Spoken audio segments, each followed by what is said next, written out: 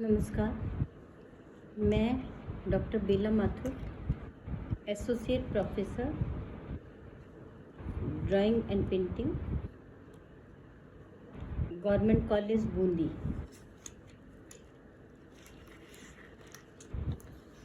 जैसा कि मैं आपको आधुनिक चित्रकला के बारे में बता रही थी कि किस तरह से आधुनिक चित्रकला के क्षेत्र में नवशास्त्रीयतावाद ने जन्म लिया। अब धीरे धीरे जब नवशास्त्रीयतावाद भी, कोई वाद ऐसा नहीं होता जिसमें सब में इफ एंड बट होते हैं, कुछ अच्छाइयाँ होती हैं तो कुछ दोष भी होते हैं। नवशास्त्रीयतावाद का जो दोष था, तर्क कठोरता, समाज के यथार्थ रूप का कोई स्थान न होना, और धीरे धीरे क्या है, समाज में वैचारिक जागृति बढ़ती जाती है। कोई भी समाज हो, सामाजिक राजनीतिक वातावरण सब में बदलता रहता है, क्योंकि नवशास्त्रीयतावादियों का कहना था तो कला का आधार तर्क होना चाहिए। लेकिन रोमांसवादी कलाकारों ने कहा कि चित्रकला में भावनाओं का होना बेहद जरूरी है, भावना और बुद्धि का समावेश होना बहुत जरूरी है। और जहाँ एक महान कलाकृति होगी, उसका सृजन होगा, तो आप ये सोचिए कि उसमें बुद्धि और भावना का, दोनों का होना बहुत आवश्यक है। धीरे धीरे नवशास्त्रीयतावाद के स्थान पर रोमांसवाद ने अपना जन्म लिया, और रोमांसवादियों ने भावनाओं के द्वारा, नैसर्गिक भावनाओं के द्वारा कला निर्मित करने का कार्य किया। ठीक है।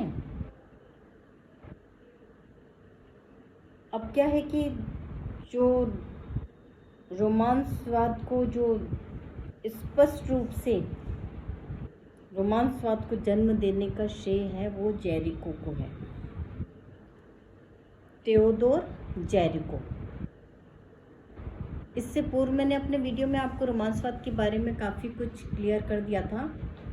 अब मैं आपको जेरिको के बारे में बता रही हूँ कि इनका कला इतिहास क्या है, इन्होंने कैसे कला निर्मित की। थियोडोर जेरिको, इनका कार्यकाल है 1791 से 1824। इन्होंने क्या किया था, 1819 में जेरिको ने अपना प्रसिद्ध चित्र मेडुसा का बेड़ा बनाया था,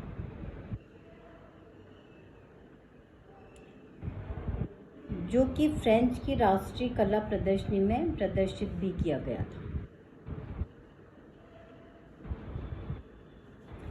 जैसे नवशास्त्रीयतावाद के लिए दावी के चित्र होशिया का प्रण का जो महत्व है, होरेशिया का प्रण, उसी तरह से रोमांसवाद के लिए भी मेडुसा का बेड़ा बहुत महत्वपूर्ण चित्र है।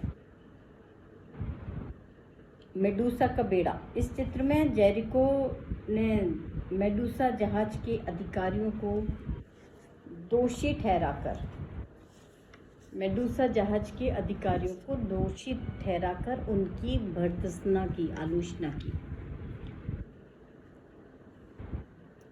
यह जहाज 1818 में अफ्रीका के किनारे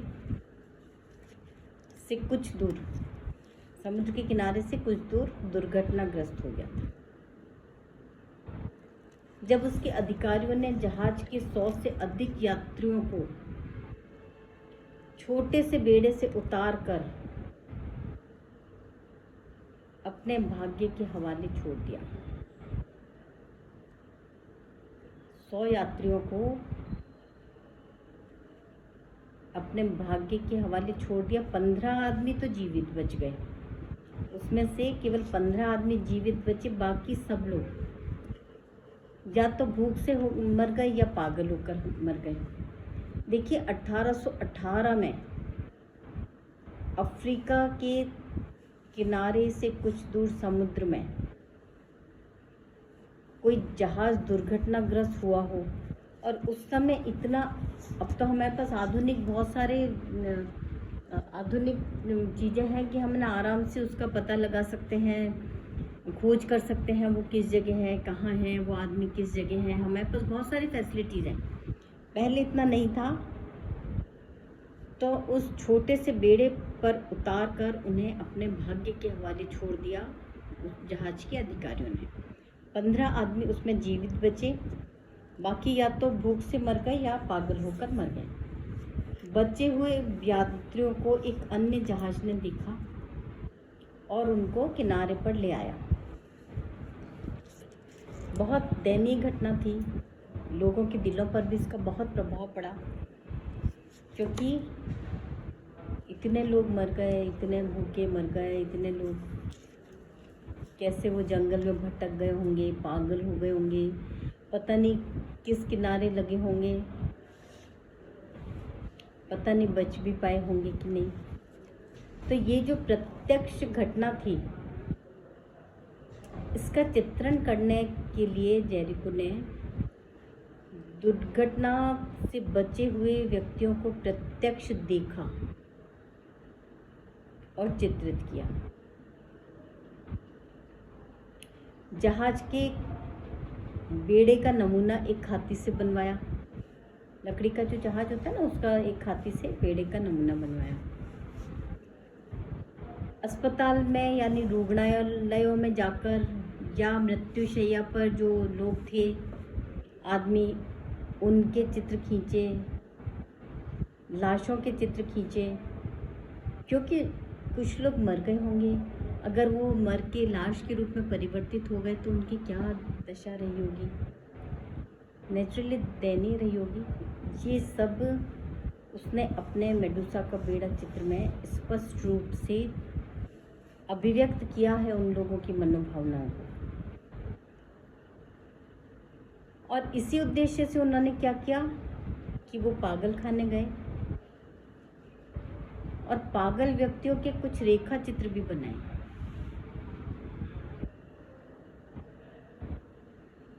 अब पागल व्यक्तियों की मनोदशा क्या रही होगी, कैसे उनके बाल बिखरे हुए होंगे, कैसे वो व्यवहार करते होंगे, वो बिल्कुल अपने सेंस में नहीं रहते हैं। तो यही वो जेरिको का सोचना था कि जो व्यक्ति जहाज से बच्चे इधर उधर भटक गए, पता नहीं कहाँ के, अफ्रीका की कहाँ के जंगलों में भटके होंगे, और अगर वो भटक गए तो उनकी क्या मनोदशा रही होगी। इन सब मनोदशाओं को जेरिको ने अपने चित्र में अभिव्यक्त किया है। उनके बाल बिखरे हुए होंगे, आंखें पथरा गई होंगी, किस तरह से उनके कपड़े फटे हाल, किस हाल में होंगे, भूखे प्यासे, बिल्कुल पतले दुबले,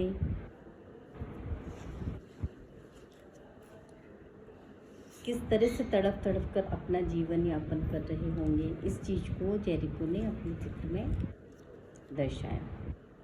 उसी उद्देश्य में वो पागल खाने भी गए, वहाँ के निवासियों की रेखा चित्र भी बनाए उन्होंने बहुत सारे।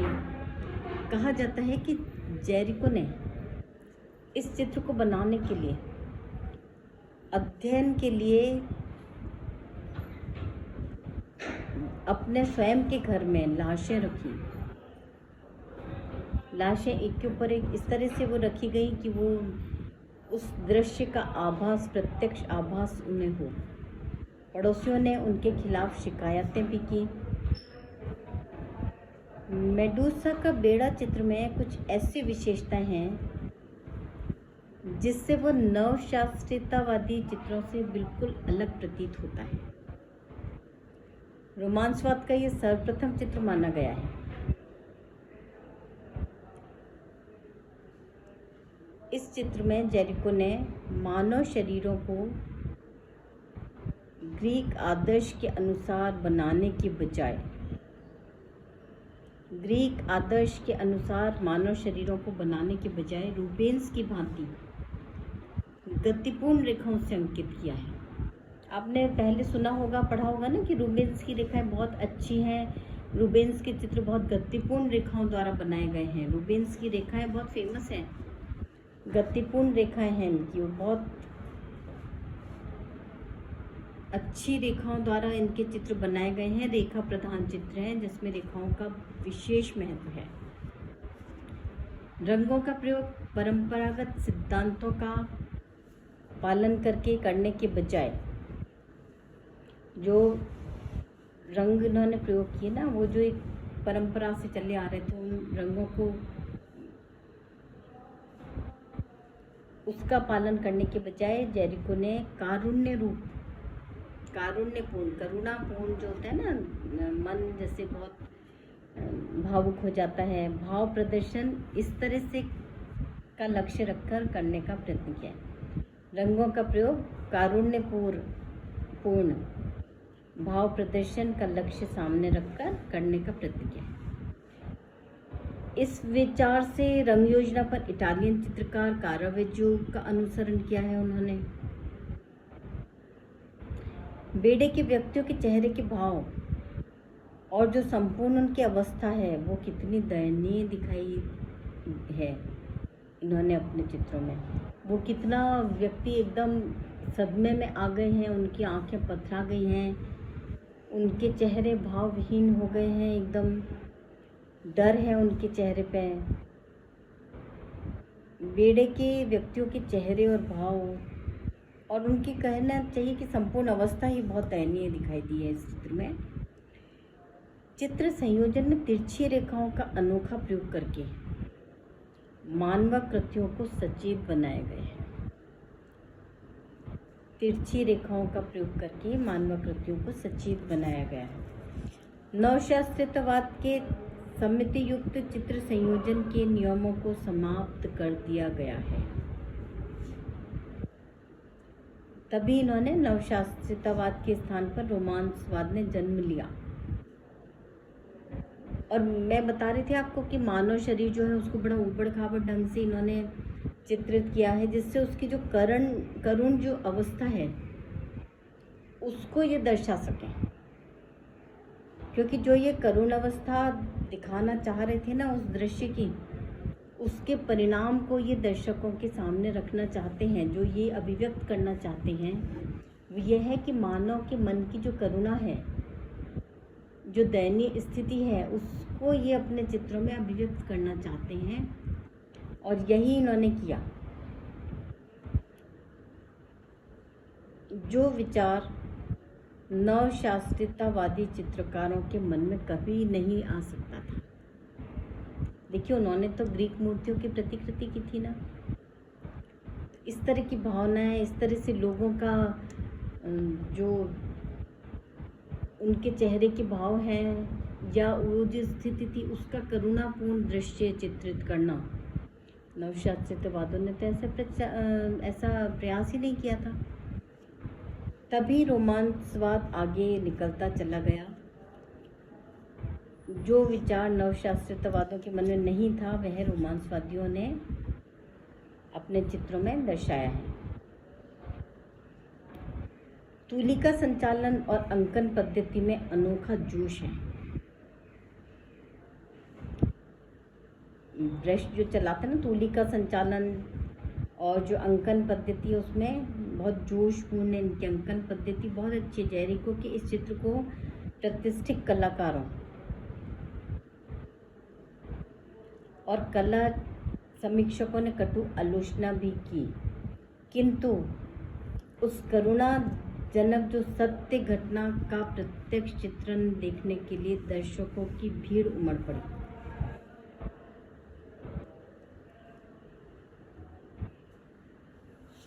ये जो सत्य था, करुणापूर्ण जो ये चित्र, मतलब करुणाजनक जो ये घटना थी, इसको देखने के लिए दर्शकों की भीड़ उमड़ पड़ी। निराश होकर जेरिको इंग्लैंड चले गए, जहां उनको इस चित्र की प्रदर्शनी से काफ़ी आमदनी हुई। इस प्रकार रोमांसवादी कला का आरंभिक प्रचार उसके कलात्मक गुणों के आकर्षण से होने के बजाय चित्रित की गई घटना के प्रासंगिक महत्व से हुआ।